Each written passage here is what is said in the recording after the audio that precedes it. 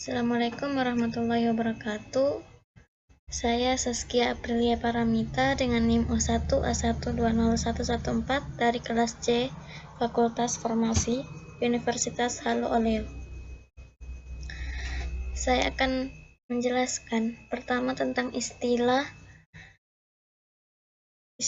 pertama, glikolisis. Glikolisis adalah rangkaian reaksi kimia penguraian glukosa yang memiliki 6 atom C menjadi asam pirufat, senyawa yang memiliki 3 atom C, NADH, dan ATP.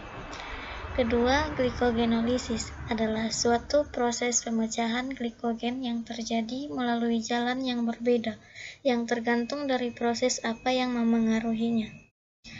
Ketiga, glikogenesis merupakan suatu proses anabolis dalam membentuk glikogen untuk menyimpan glukosa ketika kadar glukosa dalam darah tinggi seperti saat sesudah makan.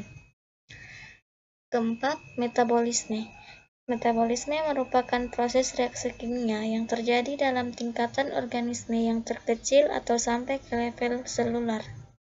Kelima, katabolisme, yaitu jalur pemecahan suatu senyawa kompleks menjadi senyawa sederhana dengan melepaskan sejumlah energi seperti ATP sehingga dikenal sebagai reaksi eksotermik. Terakhir, anabolisme, yaitu jalur sintesis atau pembentukan senyawa kompleks dari reaksi kimia yang melibatkan senyawa-senyawa sederhana. Metabolisme glukosa secara aerob dan anaerob. 1 molekul glukosa dan 6 molekul oksigen dapat menghasilkan 38 ATP, tapi tubuh manusia hanya bisa menerima 36 ATP. 2 molekul ATP lainnya digunakan selama proses pembentukan ATP. Terdapat 3 tahapan yang dilakukan metabolisme di dalam tubuh untuk menghasilkan ATP. Tahapan pertama yang terjadi pada respirasi aerob adalah glikolisis. Glikolisis terdiri dari 2 kata, gluko dan lisis. Gluko berasal dari kata glukosa yang artinya molekul gula, sementara lisis artinya adalah pemecahan. Sehingga secara harfiah, glikolisis memiliki arti pemecahan molekul glukosa atau gula. Tahapan pertama dari respirasi aerob ini memiliki 10 tahapan lagi. Sedangkan respirasi anaerob adalah reaksi perombakan karbohidrat. Dalam hal ini, glukosa yang dilakukan buat menghasilkan energi tanpa menggunakan oksigen. Respirasi anaerob ini tergolong ke katabolisme karbohidrat karena dia memecah dan menyederhanakan glukosa. Proses yang terjadi pada respirasi anaerob hanya glikolisis dan transfer elektron saja. Selain itu, jumlah ATP atau energi yang dihasilkan juga lebih sedikit. Jika respirasi aerob, 1 molekul glukosa bisa menghasilkan 36 ATP bersih, respirasi anaerob hanya bisa menghasilkan 2 ATP. Hubungan metabolisme karbohidrat dengan metabolisme lipid. Reaksi metabolisme merupakan suatu reaksi yang saling berkaitan dan tidak dapat dipisahkan satu sama lain dengan bentuk jejaringan. Karbohidrat dan lemak bertemu di jalur siklus Krebs dengan menambahkan asetil koenzim A. Asetil koenzim A merupakan bahan baku dalam siklus Krebs yang tujuannya untuk menghasilkan energi yang berasal dari katabolisme karbohidrat dan lemak. Apakah energi yang dihasilkan metabolisme lemak lebih banyak daripada metabolisme karbohidrat? Lemak atau asam heksanuat lebih banyak mengandung hidrogen terikat, dan lemak merupakan senyawa karbon yang paling banyak tereduksi. Berbeda halnya dengan karbohidrat atau glukosa dan protein atau asam glutamat. Banyak mengandung oksigen, namun lebih sedikit hidrogen terikat merupakan senyawa yang lebih teroksidasi.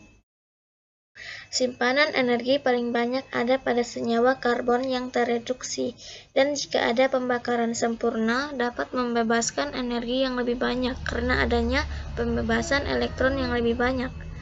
Jumlah elektron yang dibebaskan pada karbohidrat dan protein menunjukkan jumlah energi yang dihasilkan. Meskipun demikian, jalur katabolisme yang berbeda pada glukosa atau asam glutamat dapat menghasilkan dapat menghasilkan ATP yang sama, yaitu 36 ATP. Sedangkan katabolisme asam heksanoat yang memiliki jumlah karbon yang sama dengan glukosa, yaitu 6 karbon, menghasilkan 44 ATP.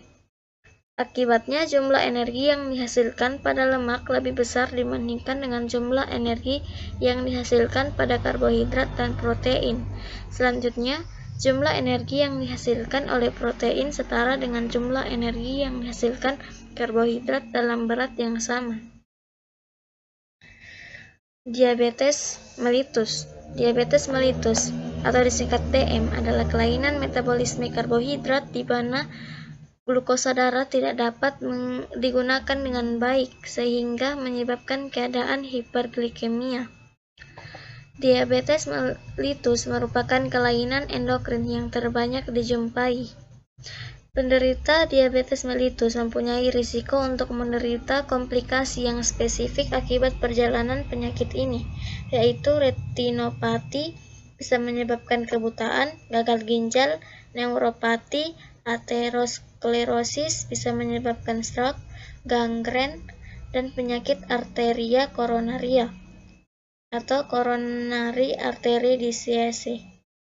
Pemeriksaan laboratorium bagi penderita diabetes mellitus diperlukan untuk menegakkan diagnosis serta memonitor TX dan timbulnya komplikasi spesifik akibat penyakit. Dengan demikian, perkembangan penyakit bisa dimonitor dan dapat mencegah komplikasi. Itu saja yang bisa saya sampaikan. Sekian dan terima kasih.